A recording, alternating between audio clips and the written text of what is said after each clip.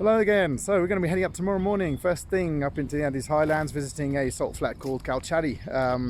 Now the drillers are going to be finishing up sometime tomorrow afternoon, so we want to be there ready for when they finish. We've been told the weather conditions are not fantastic, extremely windy with pretty low temperatures, minus 15, minus 18 degrees. The problem is that when it gets really windy, we get sandblasted, and added to the sand you get a whole load of salt, so it stings your eyes and makes it extremely difficult to work. But anyway, hopefully the weather will improve and we'll be able to get this job done.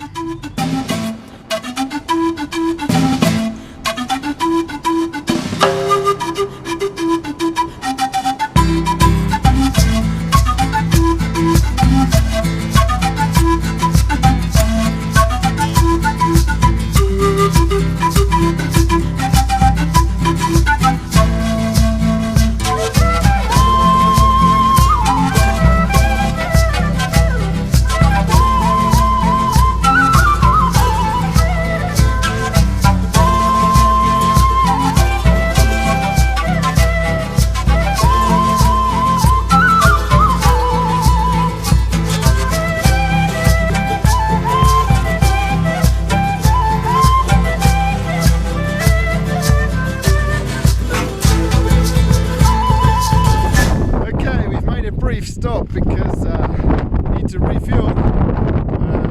Gas stations out here, but it's really windy, which makes us think, what on earth are the conditions going to be like up in the south? It's windy down here.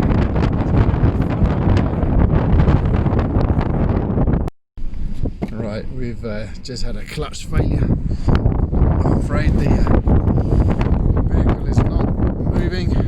We've had to run backwards off the road just to stop us from being in the middle of the main track. But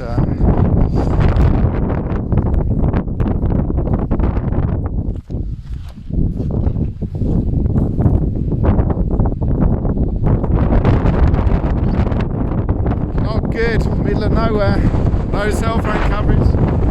We're going to have to try and uncouple the trailer and see if we can get the vehicle moving. And if we can, then we'll just have to limp back to the nearest town, which hopefully is downhill most of the way. But right now, okay, we're having to abandon the trailer.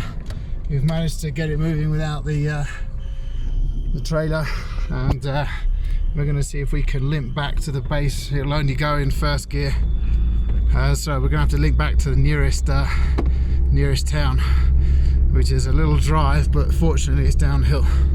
See how far we can get. So we're stuck in first gear, but at least we're moving. So hopefully we're going to get back to the nearest village, find someone we know, and we're either going to have to do a vehicle swap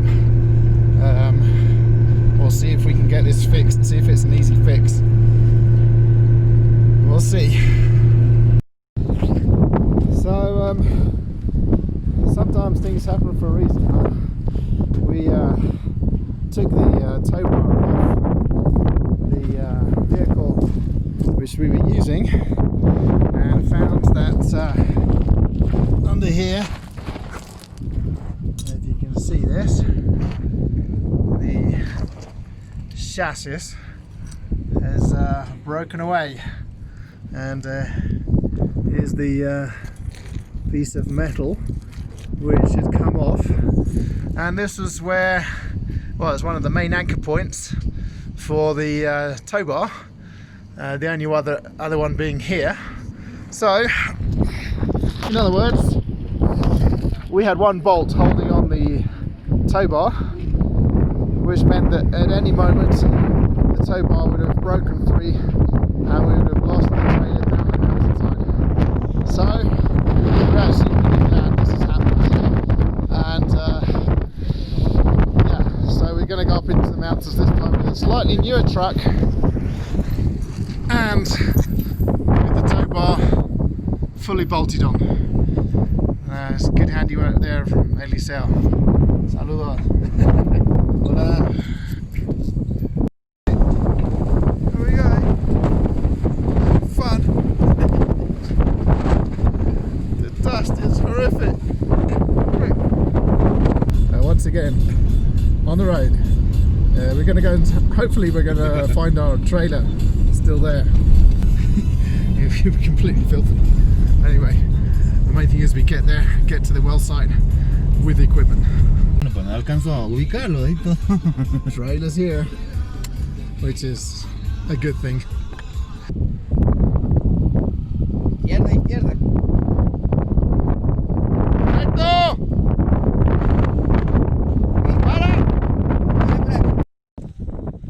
Okay, we're ready to go. Here's the trailers that come through. We have to stop to allow them to come past because otherwise there's no way we're going to fight our way around the corner whilst these guys try and make their way past. Dos unidades here.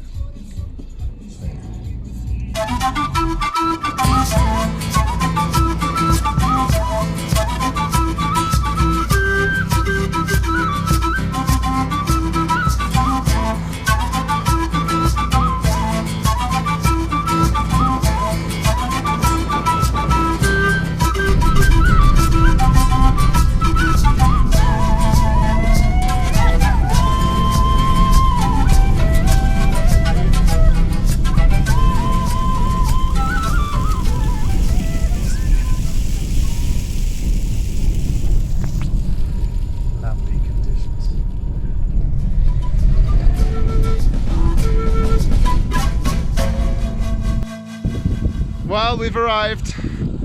Here we are. Ever made it. Patricia, chief geologist. So, we were told when we got here that the well had a casing of 20 meters. On the way here, we'd been told that it only had a 1 meter casing. So we thought, oh, it's not a problem, we'll just get past the 1 meter casing. But I'm afraid it's the BMR 90 is sticking to the side extremely well. And so we've had to improvise some homemade standoffs because unfortunately the standoffs that come with the BMR 90 won't fit inside this hole. So here we go, this is our MacGyver solution, and we're ready to get this into the hole now and see if we can get some logging done tonight. Okay, I'm afraid the BMR 90 is a little bit wide for the hole that we're trying to get in. It'll fit physically inside, but the problem is that the magnetic field that it generates is so strong that when we try to put kind of a standoffs to separate the magnetic field from the side of the casing, it's still stuck to the side, so we made them wider, but then we got to the point where we were actually as wide as the actual borehole itself. So we managed to we managed to get the tool to slide down, but the problem was that we weren't allowing any fluid to get past the standoffs that we'd made. So and the other problem is that once we pass this area of metal casing, the borehole gets narrower, goes down to 5 inches instead of 6. So with the standoffs that we've made, our lovely standoffs, there was no way we were going to get the BMR to go past anything beyond the actual casing. So I'm afraid we've had to abandon the attempt to use the BMR 90 in this hole, and we're just going to have to go for the BMR 60, which should have no problems, but hey, we'll see.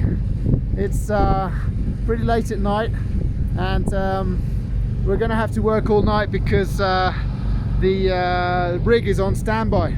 So we've driven all day. We had a broken clutch halfway here, and we've arrived on site, and they said, oh, you got to work until you finish logging. So we'll probably be here all night and half of tomorrow morning. But hey, we're in good spirits at the moment, and our new heating system inside the logging truck is working extremely well. What's a pain in the neck is the crazy amount of dust and wind that's flying around at the moment. It's crazy, it really gets in your eyes. But anyway, let's see if we can get the BMR 60 up and running. So there's always one thing I'm amazed about, and it's the wildlife that you find in the middle of nowhere.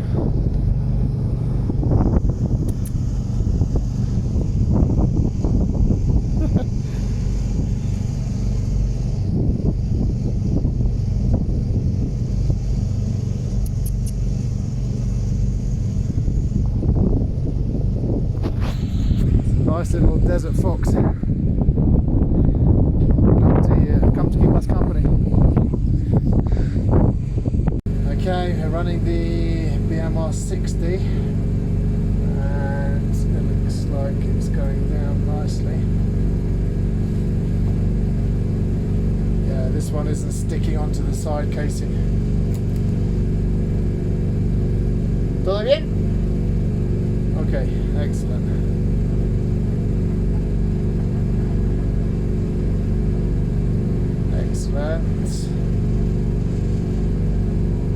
Finally tooling the hole, running down. Now hopefully we get past the casing, and then we're going to go into the slightly narrower section, which is often a sticky point, but let's hope everything works out well.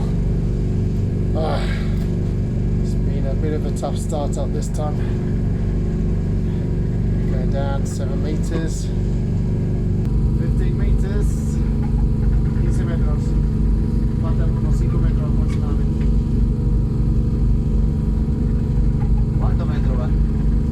Vamos a 16 metros ya. Well, I'm afraid we've come to a restriction in the well, which basically has stopped us from getting the BMR past. I'm afraid we've only got down about 100 meters. Okay, we've run an FTC gamma ray, but I'm afraid the well has collapsed at 102 meters. There's absolutely nothing we can do about it. We've tried, we don't want to use the tools as battering rams, so we can't kind of push past. It actually seems to be really solid, really well blocked. It's not like it's you know, starting to slide past, or the reduction is kind of letting some tools pass. It's a complete stop at you know, 102.8 meters. There's nothing we can do now. The guys here are worried that the well is in danger of collapsing.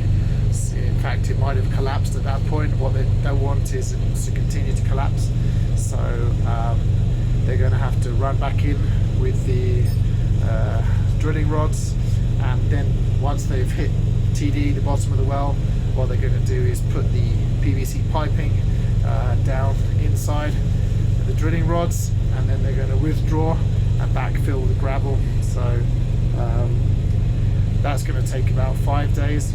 So I'm afraid we've come to the end of our logging trip here. I'm afraid we were really hoping to do the whole well.